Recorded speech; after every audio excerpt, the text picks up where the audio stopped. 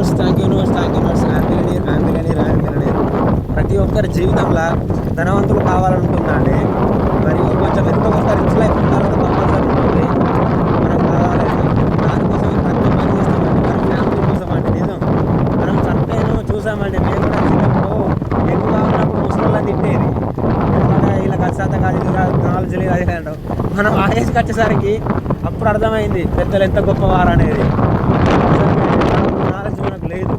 వాళ్ళు ఎంత కష్టపడి పెరిగినరు అన్నారు. ఇప్పుడు అంటే అన్ని ఫుడ్ ఉన్నది, కానీ 1970లా అసలు చాలా సఫర్ అయినారండి ఫుడ్ కోసము. మీరు చూడండి, అందుకే అంటారు ఏది కానీ అనుభవమే అయినప్పుడు తెలుస్తుందండి. ఎందుకంటే ఇప్పుడు ముసలిళ్ళని మనం క్యాజువల్గా ఏదైనా ఒకటి క్యాజువల్గా అంటాం వాళ్ళు అది అని. మనం ఆ ఏజ్కి వచ్చేసరికి మన ఎంగు ఉన్న వాళ్ళు కూడా అట్లే ట్రీట్ చేస్తారు కదా మనల్ని రివర్స్గా.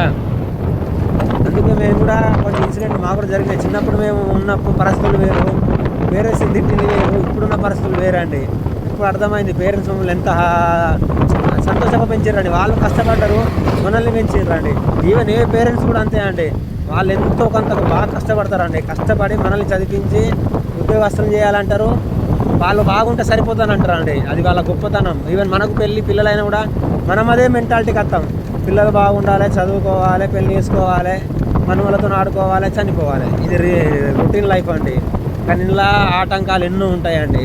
అందుకే పెద్దలు కొంచెం గౌరవించడం చేసుకుంటామండి. మేము కూడా చిన్నప్పుడు వేరేలా ఉండేది, కానీ కాలం అనేది చేంజ్ చేస్తూ ఉంటుందండి. అది జీవితాన్ని మార్చేసిన తర్వాత మళ్ళీ ఆ తప్పు మనం చేయకూడదని శాసిస్తుందండి.